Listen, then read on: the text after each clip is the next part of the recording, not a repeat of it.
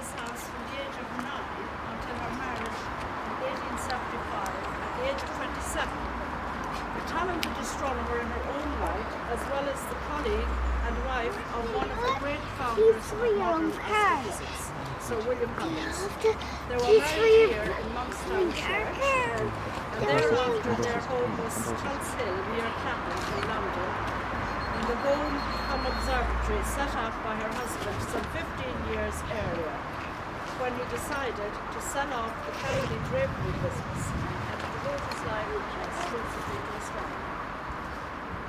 The Huggins marriage took place at an auspicious time for them and for astronomy. Huggins was about to take possession of a beautiful pair of telescopes, specially made to specifications by the world's leading maker, Howard Grubb, who had his famous optical workshop in mathematics. Indeed, it was Howard Grubb who first introduced the pair to each other, and who kept a watchful eye on the instruments throughout their careers. A second happy coincidence was the recent emergence of dry plate photography. Up to that time, photographs were taken on wet emulsions, something completely unsuitable for astronomical work, because they needed long exposures. The records of the Huggins Observatory, which survive in the West Women's College in the United States, show that it was Margaret who took charge of photography from the very first moment she entered her bridal home. In other words, she was the photographic expert in the home. Furthermore, their observations were on the spectra of stars, a specialist technique with which was already conversant. In fact, one of her wedding presents was a spectroscope. Can you imagine putting it on your list for Brown Thomases? In other words, though William, still very much the Victorian male, referred to his wife as his able and enthusiastic assistant, she was in fact his collaborator on pretty well equal terms. But where did she learn all this? She herself has put on record that her love of astronomy came from her Scottish grandfather, who took her out in the evenings and showed her constellations. The grandfather was a high-ranking banker, especially noted for his expertise, who actually signed the banknotes for the Provincial Bank. As regards the spectroscopy, my friend Ian Elliott has tried without success to discover where or from whom she learned that spectroscopy in Dublin. The same applies to her artistic training. She left many examples of her artistic skills, but again, we have failed to uncover where she acquired them. There's a puzzle here waiting to be solved. Margaret Huggins threw herself wholeheartedly into her husband's dedicated astronomical life and lived it for over 30 years. The calling of an astronomer is not an easy one, she once wrote. It is remote from the sympathy and comprehension of ordinary men, and is devoid of the showy qualities which command general attention. But she was at the same time highly sociable, and transformed their home and observatory into a place of pilgrimage for visiting astronomers, who were warmly welcomed and came away deeply impressed by the romantic, intellectual and artistic life of the two famous stargazers. The house was full of paintings, wood carvings and musical instruments. Margaret herself described her house as distinct and artistic creation as any of Burne-Jones's pictures. Margaret Huggins was herself an extraordinarily interesting and amusing person, a woman of strong individuality, vivacious and determined.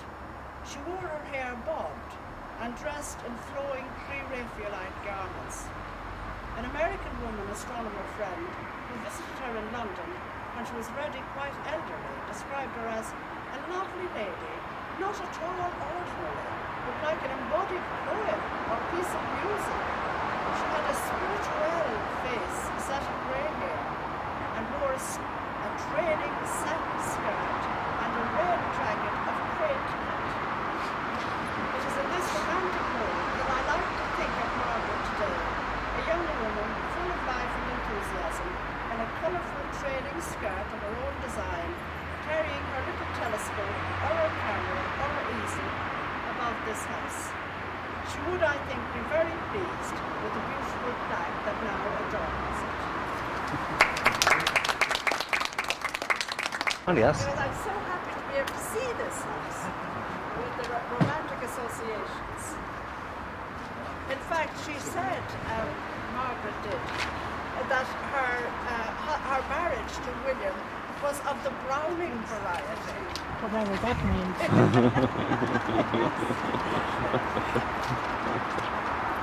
Might as well take the rest Oh, of these. please, actually. Oh, yes, thank you very much, yes. But we don't know where that's she very learned nice. the spectroscopy. And Ian, I thought she might have learned it in the countryside, where they had classes. But I think the archives of the countryside are now in UCD. Gold. And I have an idea that this is meant to represent William. Oh, In communication with the shining one. But aren't they nice? They're very nice. Yes. Thank you very much. Yes. Do you know who made them? Sorry? Do you know who made this? Yes, I have that at home. I can't remember it now. He was one of the Burns-Jones School of stained glass. It was in England. In England. In England, right. And the name I have, Yeah. but I look that up when I go home and I let you know as Lovely, well. thank you very much. Yes. I looked him up then. I was able to find him in one of these encyclopedias. He was one of these more minor stained glass artists. But they're very, very nice, yes. And I'll tell the people in Wellesley College that we have given you a copy, Lovely, and I'm thank you sure very they'll be much. Thank very you. pleased. Yes. Oh, one the other, beidir go bhalla é sin de chu fráman Come on, beidir na man the chun son. Oh, well, all right. doing it. No, No, all right. Well, beidir go betting. Just Macamora. And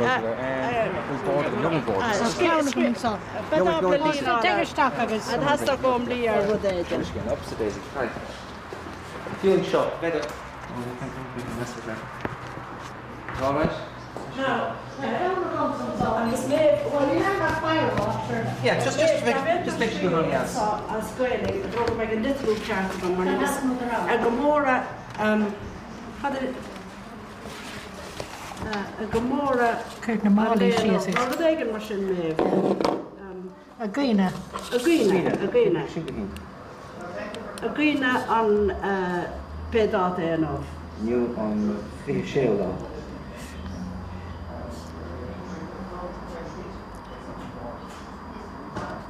An orchid. Aye. Knockstone and flag. Yeah. A better question rather. Neil. I think we always should from. Come just in from. That's where she Well, going. scream, Chris, No. And a Nor.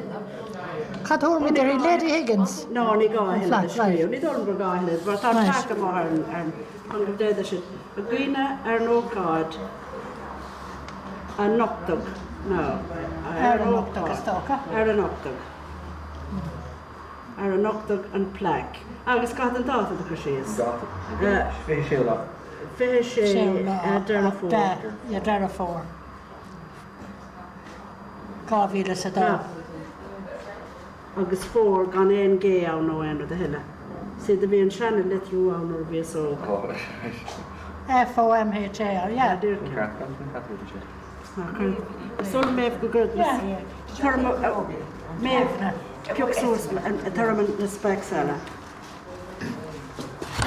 That was Etna. Etna, yeah. She's not here today. Yeah, who are you? She'd open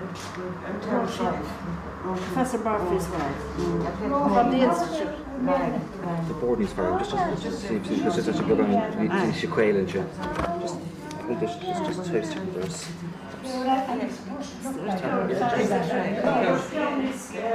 I'll say bye-bye now. And I'm absolutely delighted to see you again. And I'm glad to All see these you. years. She'd arrived. Yes, yes, it's lovely to see you. And I tell Vince about it. You wouldn't remember me. The third was with me was called Máire Egan, and she went on to teach science. But I'll She was try to really, keep back my that's right. Yes. Now, call them up then. Well, I'm working now, I was wrong. No, she But was. it makes you retarded, I'm sure she would have that. There's many different parts. Me, O'Brien.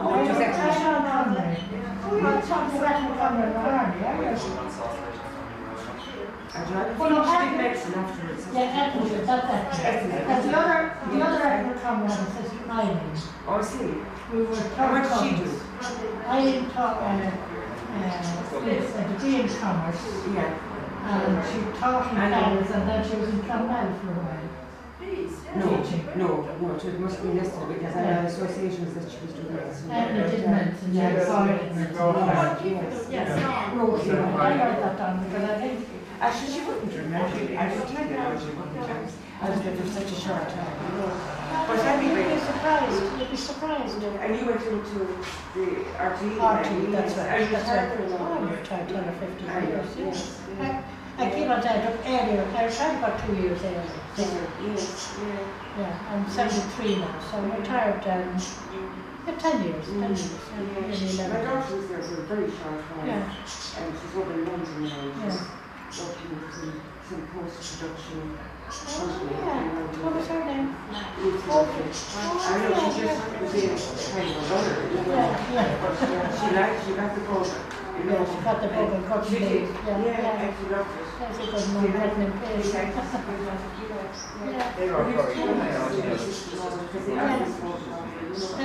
He was in Cork, wasn't he?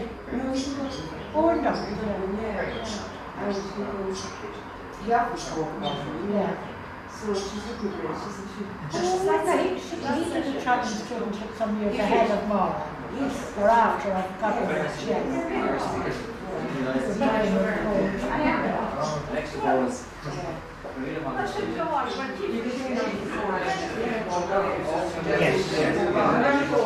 Okay, start the phone. Fine. Before. Well, that's it. Nice meeting you. Yeah, thank you. Provincial Margaret then.